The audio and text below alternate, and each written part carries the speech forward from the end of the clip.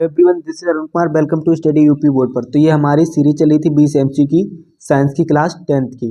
तो इसी का ये सेट नंबर 4th है। इससे पहले हम थर्ड सेट कर चुके हैं जो हमारे सन 2023 के थे और 24 के सभी सेटों को हम सॉल्व कर चुके हैं।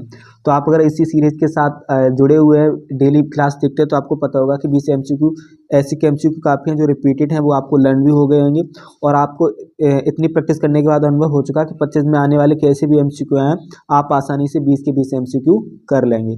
तो चलिए फिर से स्टार्ट करते हैं। तुम्हारा फर्स्ट क्वेश्चन है,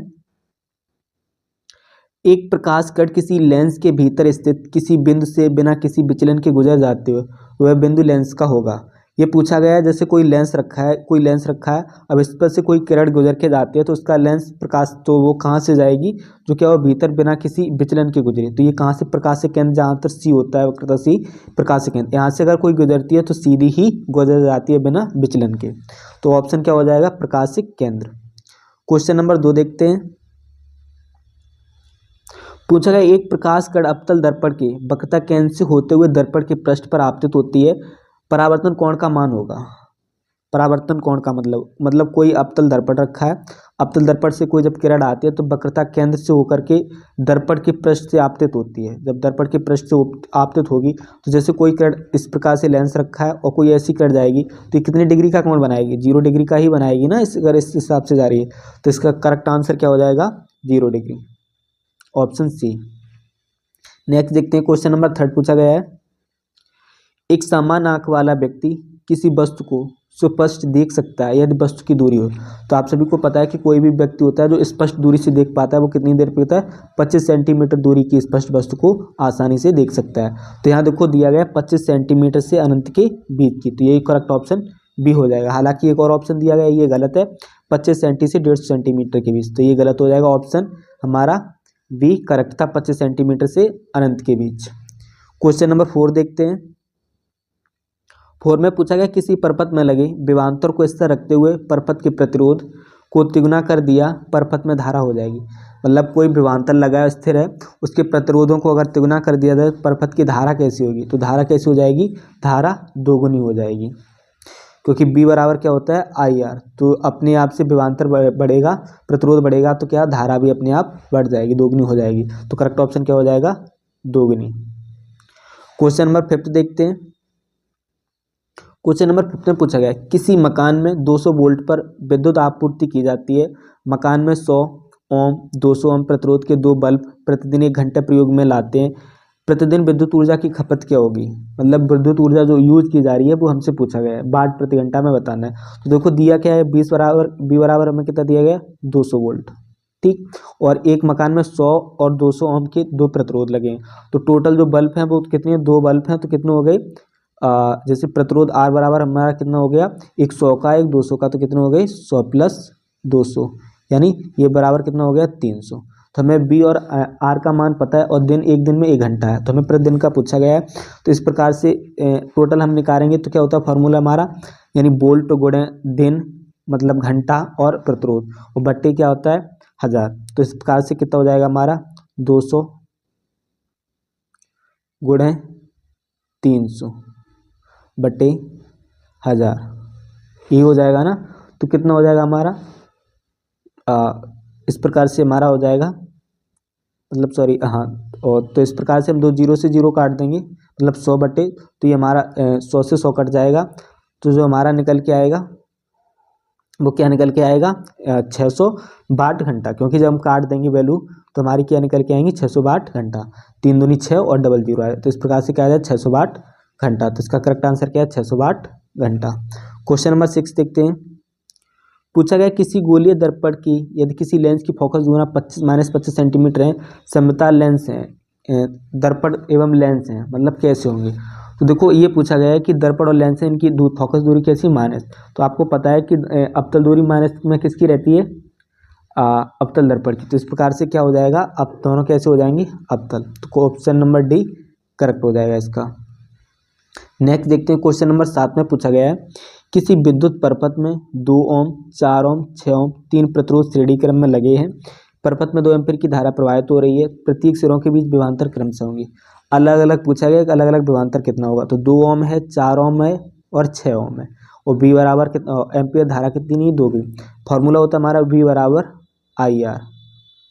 इस फॉर्मूले में रखेंगे तो हमें V की वैल्यू निकालनी है पहले वाले पर। तो ओम दिया गया, R कितनी होगी हमारी 2 और एम्पियर कितनी है। तो इस प्रकार फॉर्मूले में रखे तो कितना हो जाएगा 2 दूनी 4। तो ऑप्शन एक ये दिया गया, 4 ये दिया गया। और दूसरा है जब इसमें रखेंगे तो 4 दूनी कितनी हो जाएगी 8 और इसमें रखेंगे तो 12। तो ऑप्शन ए हमारा करेक्ट हो जाएगा 4 8 12।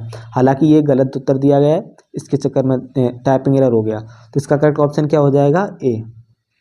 नेक्स्ट देखते हैं, पूछा गया Zn plus H2SO4 ZnSO4 plus H2 hydrogen gas मुक्त हो रही है। तो इसमें बताना है कौन सी अपक्रिया है। देखो यहाँ क्या होता है, Zn जो H2 को प्रतिस्थापित कर रहा है वो कौन कर रहा है Zn। तो जो विस्थापन अपक्रिया कहलाती है वो क्या कहलाती है, कम क्रियाशील पदार्थ अधिक क्रियाशील पदार्थ को विस्थापित कर देते हैं। तो इस प्रकार से जो स्थापित कर देते हैं तो इससे क्या हो जाएगा, तो इस प्रकार से विस्थापित कर देते कौन सी अपक्रिया कहलाएगी, विस्थापन अपक्रिया। ऑप्शन नंबर हमारा क्या हो जाएगा बी, विस्थापन अपक्रिया। क्वेश्चन नंबर 9 देखते हैं, पूछा गया Na2CO3 का प्रचलित नाम है, यानी Na2CO3 का जो प्रचलित नाम है वो क्या है, तो इसे धावन सोडा के नाम से जाना जाता है। धावन सोडा का ही सूत्र क्या है Na2CO3। नेक्स्ट क्वेश्चन नंबर 10 देखते हैं, पूछा गया निम्नलिखित में क्षार धातु है। हमसे ऑप्शन दिए गए उनमें से पूछा गया ऐसी कौन सी है जो क्षार धातु है। तो ऑप्शन देखते हैं, पूछा गया Na Fe Mg Au। तो Na क्या है, सॉरी क्वेश्चन था हमारा निम्नलिखित में क्षार धातु, तो हमसे क्षार धातु पूछी गई थी। तो क्या है Na Fe Mg Au। हालांकि इसके Na पॉजिटिव Na तो हो नहीं सकता,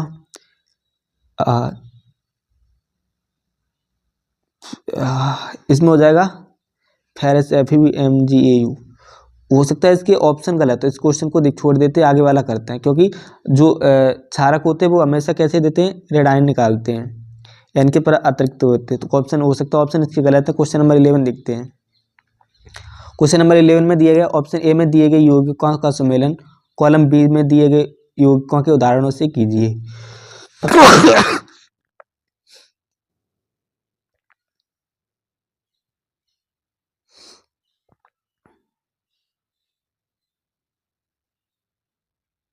यानी हमें कॉलम ए का मिलान कॉलम बी से करना है। तो फर्स्ट हमें दिया है alkane, halo alkane. Halo alkane में क्या होता है FCl Br जिसमें जोड़े जाते हैं और सिंगल बॉन्ड लगाओ तो क्या होते हैं हेलो एल्केन। तो देखो सभी में से सिर्फ एल्केन ये दिया गया, इसमें Cl दिया है, क्या है ये हेलोजन तत्व है। तो फर्स्ट का सेकंड से हो जाएगा। बी में एल्कोहल, एल्कोहल की पहचान क्या होती है OH होता है, तो इसका हो जाएगा फर्स्ट से। कीटोन, कीटोन में क्या होता है COOH, तो ये हो जाएगा इससे। और एल्किन में क्या होता है डबल बॉन्ड लगा होता है, तो ये इससे हो जाएगा। तो फर्स्ट का ए का सेकंड से, बी का फर्स्ट से, सी का फोर्थ से और डी का थर्ड से। ऑप्शन देखते हैं, अब फर्स्ट का सेकंड से, बी का फर्स्ट से, सी का फोर्थ से, डी का, तो ऑप्शन ए ही हमारा करेक्ट हो जाएगा। नेक्स्ट क्वेश्चन देखते हैं,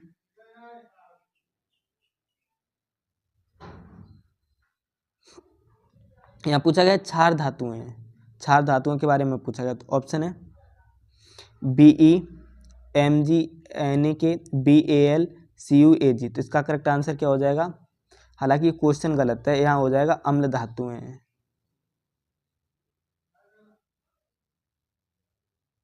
अम्ल धातुएं। अब इसका करेक्ट आंसर हो जाएगा Li और Na, ये इसके करेक्ट ऑप्शन हो जाएंगे। नेक्स्ट देखते हो क्वेश्चन नंबर 13, पूछा गया एल्केन का सामान्य सूत्र है, मतलब एल्केन का सामान्य सूत्र है। तो एल्केन में एल्काइन, एल्काइन में क्या होता है ट्रिपल बॉन्ड लगता है, तो इसका करेक्ट सूत्र क्या हो जाएगा CnH2n, CnH2n option A. Question number 14 देखते हैं, पूछा है निम्नलिखित में जड़ों द्वारा अवशोषित जल खनिज लवण परिवहन किसके माध्यम से होता है। पौधों के जड़ों में जो अवशोषित जल जाता है खनिज लवण, इनका परिवहन किसके द्वारा होता है, तो इसका ऑप्शन ए हो जाएगा जाइलम द्वारा।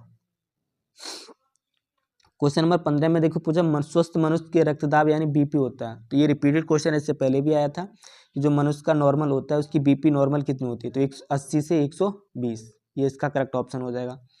नेक्स्ट देखते हैं क्वेश्चन नंबर 16, निम्नलिखित में कौन सा समजात अंगों का सर्वश्रेष्ठ उदाहरण है, मतलब समान अंग रहते हैं उसका सबसे उदाहरण दिया गया। तो चमगादड़ और पक्षियों के पंख, पक्षियों के पंख व स्तनधारियों के अग्रपद, पक्षियों के कीटों के पंख या कीट चमगादड़ों के पंख। तो इसका करेक्ट ऑप्शन हो जाएगा चमगादड़ व पक्षियों के पंख कैसे होते हैं, समजात अंगों के सर्वश्रेष्ठ उदाहरण है। क्वेश्चन नंबर 17 दिया गया, मेंडल के अनुसार मटर के पौधों में निम्नलिखित में कौन सा जीनोटाइप लंबे तने व झुर्रीदार बीजों के बीच दर्शाएगा, मतलब झुर्रीदार जीनोटाइप में झुर्रीदार और कैसे हो लंबे, तो कौन दिखाता है। देखो ये दोनों सही के होते हैं, टीटी और आर टीटी, ये भी नहीं होगा। इसमें क्या दिया, जो लंबे होंगे वो कैसे रहेंगे, डबल टी में जाएंगे, और जो छोटे रहेंगे झुर्रीदार वो आर आर में जाएंगे। तो ऑप्शन इसका कौन सा हो जाएगा, सी, ऑप्शन सी। क्वेश्चन नंबर 18 देखते हैं, विखंडन विधि द्वारा अलैंगिक जनन होता है, यानी विखंडन विधि द्वारा जो अलैंगिक जनन होता है वो किस में होता है, तो अमीबा में, प्लाज्मोडियम में, बायोफ्रेम में, आलू में। तो इसका करेक्ट ऑप्शन हो जाएगा जो विखंडन द्वारा विधि अलैंगिक जनन होता है वो किस में होता है, अमीबा में। तो option A correct. Question number 19 देखते हैं, जठर ग्रंथियां उपस्थित होती हैं, पूछा गया था जठर ग्रंथियां उपस्थित होती है, तो इनमें से देखते हो ऑप्शन जठर ग्रंथियां किस में उपस्थित होती है, अमाशय में ही जठर ग्रंथियां पाई जाती है। तो करेक्ट ऑप्शन क्या हो जाएगा, बी। क्वेश्चन नंबर 20 देखते हैं, मेंडल ने अपने प्रयोग किस पौधे पर किए थे। ये काफी बार रिपीटेड क्वेश्चन है और आई होप सबको याद भी हो गया कि मेंडल ने जो अपने प्रयोग किए थे वो किस पौधे पर किए थे, सरसों की नहीं, साइकस की नहीं, अरहर नहीं, किस पर किए थे, मटर पर, क्योंकि हमने चैप्टर में पढ़ा भी था मटर पर ही मेंडल ने अपने प्रयोग किए थे। तो इस प्रकार से हमारे 20 MCQ कंप्लीट हुए और आई होप रिपीटेड क्वेश्चन जैसे यही थे तो आपको रिपीटेड क्वेश्चन के आंसर भी लर्न हो गए होंगे। तो चलिए फिर आज की क्लास को यहीं पर एंड करते हैं, और अगर इस क्लास का PDF पाना चाहते हो तो डिस्क्रिप्शन में लिंक मिल जाएगी, वहाँ से आप PDF भी प्राप्त कर सकते हैं। तो अगर आपको वीडियो पसंद आए तो लाइक कमेंट शेयर जरूर कीजिए, तो साथ ही साथ चैनल को सब्सक्राइब कर लीजिए जिससे नेक्स्ट वीडियो की नोटिफिकेशन आपको मिलती रहे। तो चलिए बस आज की क्लास को यहीं पर एंड करते हैं।